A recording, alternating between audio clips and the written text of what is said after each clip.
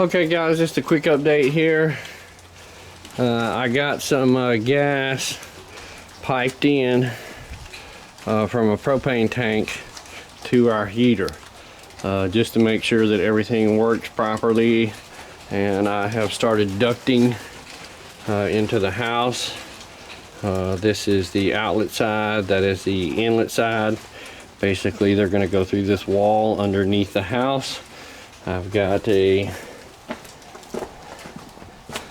bunch of 1-inch insulation board here that I'm going to build a plenum out of. I don't know if you can see over there or not, but there are the two pipes just come through that wall. And I'm going to build a box out of these right here for the outside of the air, heated air coming out of the air conditioner. And then I've got 8 or 9 different ducts that are going to go off to each individual room. And I'll basically just cut a hole in here, install the duct into there, and this whole box will be forced air heat to each room.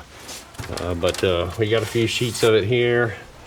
Got all of our duct work. This is going to be the next thing on the project list. I'm just going to, like I said, temporarily gas line this thing in so that it'll work. That's 25 gallons of propane. I don't know how long it'll run that heater.